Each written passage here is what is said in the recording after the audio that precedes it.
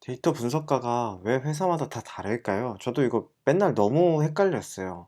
그래서 제가 조금 일을 하고 깨달은 거 세 가지를 말씀드리면, 일단 첫 번째가 회사의 비즈니스 성숙도와 비즈니스 유형에 따라. 안녕하세요. 카이스쿨의 카일입니다. 오늘은 데이터 분석가의 현실에 대해서 다뤄보도록 하겠습니다. 오늘 할 이야기를 조금 더 구체적으로 말씀을 드리면, 데이터 분석가의 현실에 대한 이야기를 말씀드리고, 데이터 분석가 직군 소개, 그리고 왜 회사마다 모두 정의가 다를지에 대해서 자세히 다루도록 하겠습니다. 제가 저번 시간에 보여드렸던 데이터 직군 큰 그림을 다시 보도록 하겠습니다. 그럼 이제 전체적으로 서비스 제품이 있고, 데이터가 저장이 되면 데이터 엔지니어 분들이 데이터를 이렇게 저장을 해서 파이프라인을 만들어 주시고요. 그 저장한 데이터를 가지고 데이터 분석가, 비즈니스 분석가들이 이제 대시보드도 만들고 데이터 분석, 추출, 지표 모니터링 등을 합니다. 그리고 여기서 머신러닝, 딥러닝 엔지니어나 데이터 사이언티스트는 뭐 모델 개발 아니면 논문 관련 일을 좀 많이 할 수도 있죠. 그래서 오늘 할 이야기는 여기서 데이터 분석가 쪽이라고 생각하시면 좋을 것 같습니다. 데이터 분석가 채용 공고를 보시면 자주 나온 키워드가요. SQL, 그리고 비즈니스 데이터 분석, 그리고 통계 분석, 도메인 지식, 커뮤니케이션, 비즈니스 인텔리전스, 시각화, 가끔 머신러닝을 통한 예측, 이 정도가 나옵니다. 그리고 요즘 데이터 분석가에 대한 관심이 많아져가지고 많은 분들이 데이터 분석가를 하려고 하고 계세요. 그래서 제가 자주 봤던 몇 가지 케이스를 좀 알려드리려고 하고 있고, 데이터 분석가를 하시는 분들이 처음부터 데이터 분석가를 했던 건 아니에요.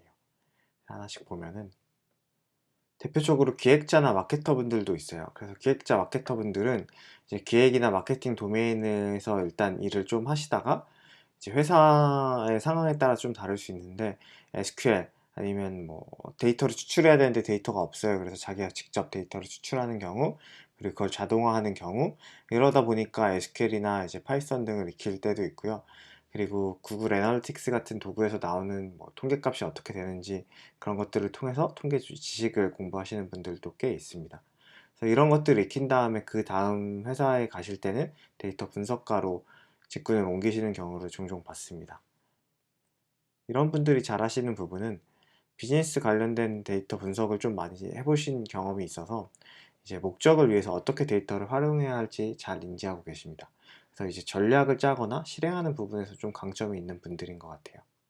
그리고 이제 학생분들이나 이제 그 여러 교육을 통해서 커리어 전환을 목표로 하시는 분들도 있는데요. 이런 분들은 이제 여러 자료를 통해서 이제 파이썬 공부도 하시고, 머신러닝, 딥러닝 공부도 하시고, 통계 공부도 하시죠.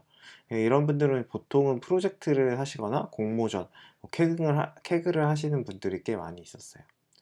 이런 분들이 잘 하시는 부분은 상대적으로 앞에 기획, 마케팅 하시는 분들에 비해 프로그래밍 실력을 좀 더 잘하는 경우를 봤고요.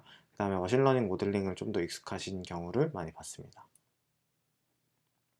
데이터 분석가 주요 업무를 말씀을 드릴게요. 제가 채용 공고에서 자주 나오는 내용들을 이렇게 좀 가지고 왔는데요. 일단 첫 번째로 DB에 쌓인 데이터, 대시보드, 애널리틱스 도구 등을 통해 전사적 의사결정에 도움이 되는 데이터 분석을 한다, 이런 말도 있었고요. 특정 가설에 기반해서 데이터 분석한다 라는 말도 있었어요. 그리고 타 부서의 요청 데이터 처리하는 거, 애드옥이라고 많이 하는데요. 애드옥 쿼리를 처리하는 경우도 있고요. 이거는 주요 업무는 좀 아니지만 기획자적 성향이 존재한다 라는 말을 많이 써 있습니다. 그래서 가설 검증을 하고 결론을 도출해야 된다, 뭐 이런 말들도 좀 자주 나오고요. 그 다음에 대시보드 생성 및 관리, 아니면 KPI, 키 퍼포먼스 인디케이터라고 해서 이제 핵심 지표를 설정하는데, 그것도 설정하고 모니터링을 하죠. 그리고 신규 이벤트가 발생하면은 그 이벤트 로그를 설계하는 경우도 가끔 있었습니다. 그래서 이게 어떤 말이냐면, 새로 추가되는 A 화면이 있어요. 앱에서 A 화면이 있는데 그걸 회원 가입하는 로그가 어떻게 추가가 돼야 되는지, 이 회원 가입하는 경로가 어디였는지, 그리고 이 가입할 때 필요한 정보는 뭔지, 그럼 DB에 이제 어떤 로그를 심을 건지, 이런 것들을 하기도 하고요.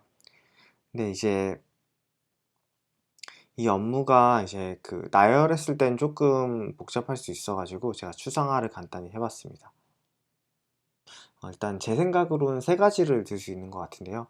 첫 번째는 현황 분석 및 모니터링, 그리고 두 번째는 행동 개선, 그리고 세 번째는 예측이라고 생각합니다. 그래서 이 각각을 좀 자세히 말씀드리면, 이제 첫 번째 부분은 이제 지표 정의, 지표 모니터링이라고 할 수 있어요. 그래서 현황 분석하고 모니터링 하는 건데, 이제 현재 우리의 서비스 비즈니스가 어떤 상황이고 사용자는 몇 명이 있고, 그래서 지금 그 결제가 얼마나 일어나서 매출이 얼마나 되었고, 이런 것들을 주로 많이 보고 있고요. 여기서 나오는 단어가 비즈니스 인텔리전스라고 있는데, 여러 데이터를 활용해서 의사결정에 도움을 주는, 이제 지표도 가공하고 시각화하는 그런 내용을 말합니다. 그리고 이제 행동 개선 쪽도 있는데요. 이건 서비스의 핵심 지표를 개선하고 이제 고객들의 행동을 개선하는 거예요. 그래서 앱을 자주 사용하는 사람들이 어떤 특성이 있는지 보고 그 사람들의 특성에 맞게 어떤 행동을 해야 좋을까, 이런 것들이 있고요. 그래서 뭐 인가 분석이라고 말도 나오고, 통계학을 사용해 가지고 좀 분석을 많이 하기도 합니다.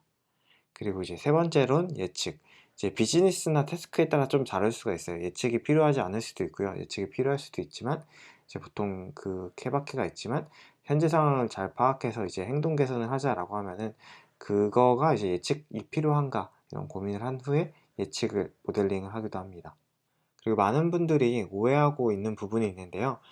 대부분 데이터 분석가로 들어가면 막 업서만 머신러닝 모델 만드는 거, 이런 거 많이 생각하시는 것 같은데, 현실은 데이터 전처리가 진짜 많이 있습니다. 데이터 전처리가 90% 정도 되는 것 같고요. 그 다음에 이제 비즈니스 분석도 꼭 필요합니다. 그래서 여러분들이 생각하실 때 꼭 그 예측 머신러닝 모델링만 꼭 해야지 라는 생각보다는, 전반적으로 어떤 걸 하는지 좀 생각해 보시면 좋을 것 같고요. 그 다음에 이제 다양한 회사들이 왜 데이터 분석과 다 다르게 정의하는가, 이런 거를 제가 고민을 해봤는데, 이제 회사의 비즈니스 성숙도랑 비즈니스 유형에 따라서 데이터 분석가의 역할이 조금 다른 것 같아요. 그래서 이런 이유가 하나가 있고, 두 번째로는 기술의 발전으로 점점 새로운 지식들이 생기고 있습니다. 특히 데이터 사이언스 쪽도 최근에 생겼지만, 딥러닝 쪽은 엄청 빠르게 기술이 발전하고 있어요. 그래서 이 기술이 발전하고 그게 이제 데이터 분석가한테 꼭 필요한가 아닌가에 따른 거는 이제 회사에 따라서 좀 다를 수가 있죠. 그리고 이제 세 번째는, 채용을 진행하는 분이 그 아는 지식이 사람마다 다를 수 있어요. 그래서 회사마다 그 아는 분에 기반한 그런 채용 공고를 내기 때문에, 그 회사에 그 계신 분들에 따라서 좀 다를 수 있다. 세 가지를 들 수 있고요. 첫 번째 얘기를 제가 이렇게 좀 표로 이렇게 가지고 왔는데, 초기 비즈니스 같은 경우는 이제 현황 분석 같은 경우는 이제 당연히 꼭 있어야 되겠죠. 이제 비즈니스가 막 시작했는데 사용자가 얼마나 되고 매출이 얼마나 되고, 이제 그런 것들을 꼭 알아야 되는 거고, 그 다음에 이제 행동 개선을 하는 거는 약간 처음에는 행동 개선을 물론 해야죠. 계속 해야 되는데, 이제 필수적인 거는 일단 현황 분석에 조금 초점을 많이 하고, 이 행동 개선을 할 준비를 하고 있겠죠. 이게 초기 비즈니스라서 이제 예측을 해야 되냐라고 하면은, 예측에 대한 게 그냥 안 맞을 수가 있어요. 뭘 해도 성장하는 곡선이 매우 가파르기 때문에 예측이 굳이 필요하지 않을 수가 있죠. 그 다음에 이제 약간 성장하는 곡선을 이제 타서 비즈니스가 계속 성장하고 있으면은, 현황 분석이나 행동 개선은 전에 말씀드린 것처럼 당연히 필수고요. 이제 예측이 슬슬 필요할 수도 있어요. 어떤 비즈니스냐에 따라서 어떤 태스크냐에 따라서 다른 건 맞지만, 기본적으로 약간 성장할수록 기술을 활용해서 더 좋은 포인트를 찾으려고 하는 그런 노력을 하죠. 그리고 이제 어느 정도 성숙한 비즈니스라고 하면은, 현황 분석 같이 이제 간단한 레포트 같은 건 좀 많이 자동화를 하는 것 같아요. 그래서 지표 같은 것도 추출도 다 데이터가 따로 쌓여 있고, 그런 것들을 좀 쉽게 볼 수 있도록 마련하는 것 같고요. 그 다음에 이제 더 집중하는 건 행동 개선을 좀 많이 집중을 해서 이제 어떤 사람들이 더 많이 쓸 수 있을지 고민을 많이 하는 거고요. 여기서 이제 예측도 좀 많이 하는 거죠. 그래서 이제 그 예측 모델링도 이제 이쪽 성장할 때도 하지만, 이제 더 성숙하면 이걸 더 고도화해서 어떻게 더 잘할지에 대해서 이런 고민을 합니다. 그래서 어떤 회사냐도 중요하지만, 어떤 비즈니스 상황이냐에 따라서 데이터 분석가의 역할이 이렇게 조금 달라지는 것 같습니다. 네, 회사에서 중요한 부분이 비즈니스에 대한 이해인데요. 혹시 머신러닝, 딥러닝 위주로 공부를 하셨다면 이 부분이 조금 약할 수가 있어요. 그래서 이런 부분에 대해서 꼭 제가 말씀드리고 싶었는데, 이제 회사에 대부분 취업을 하실 테니까 회사에서 이제 데이터 분석을 하시면, 그리고 이제 우리 회사의 주요 서비스가 뭐지?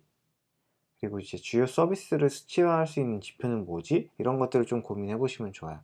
그래서 이 지표가 무엇인지 생각하신 후에 이 지표를 올리기 위해서 어떤 행동을 해야 되는가, 이런 것들을 고민하시면 되죠. 이런 관련 내용은 제가 림 분석이라는 책을 엄청 추천하고 있는데요. 이 책 읽어보시면은 이제 비즈니스에 대해서 어떻게 데이터를 바라봐야 되는지 있으니까 꼭 한번 읽어보시면 좋을 것 같습니다. 그럼 이제 데이터 분석가 하면 항상 나오는 게 데이터 사이언티스트인데요. 데이터 사이언티스트는 뭐냐라고 생각하실 수가 있을 것 같아요. 그래서 제 개인 생각을 좀 가지고 왔는데, 이제 국가나 회사마다 종류가 다 달라요. 데이터 분석가도 다 다른데 데이터 사이언티스트도 달라요. 이게 그거는 정말, 그래서 너무 이 단어에 집착하면 안 되고요. R&R, 이제 역할이 좀 잘 나뉜 회사에서는 좀 명확해요. 하지만 이게 명확하려면 좀 엄청 큰 회사거나 고도화된 그 서비스가 엄청 고도화된 상황이라고 생각할 수 있고요.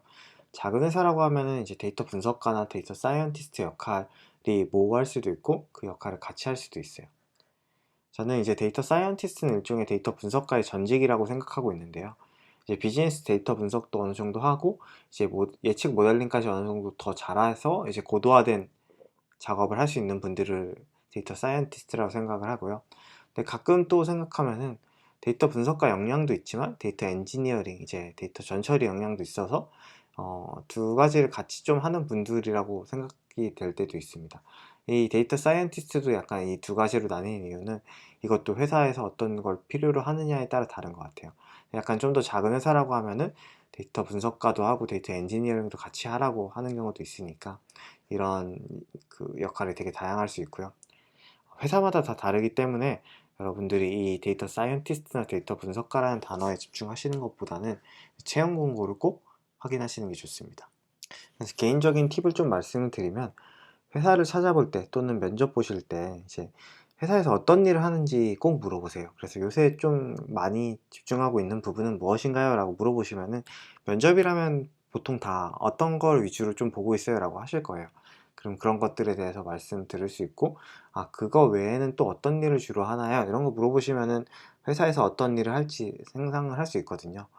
그리고 이럴 때 또 중요한 포인트는 그 회사의 비즈니스에 대해서 고민해 보고요. 이거를 데이터로 어떻게 풀 수 있을지 그런 질문을 좀 많이 해보세요. 그러면 이 면접자 분들이 이제 이 면접 준비를 많이 하셨구나 이런 걸 생각할 수 있으니까 비즈니스와 연관돼서 질문을 많이 하시면 좋을 것 같고요. 앞에서도 말씀드렸지만 직군 이름으로 결정 절대 하지 마세요. 데이터 사이언티스트가 내가 생각한 역할이 진짜 맞는지 확인 한번 해보시고요. 데이터 분석가, 근데 막 데이터 ETL 파이프라인도 만들어야 된다 이런 게 있으면 제가 생각한 거랑 역할이 다르잖아요.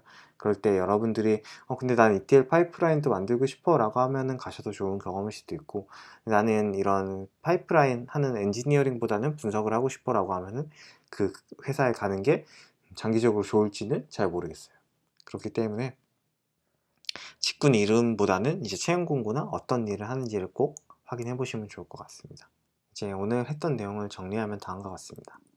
데이터 분석가를 하려는 분들이 되게 많이 있어요. 그래서 기획하시던 분들, 마케팅 하시던 분들, 약간 도메인 지식이 있고 이제 비즈니스에 대해서 좀 아시는 분들, 그리고 학생분들, 그리고 교육을 통해서 커리어 전환하시는 분들, 약간 이런 분들이 있고 더 많이 있어요.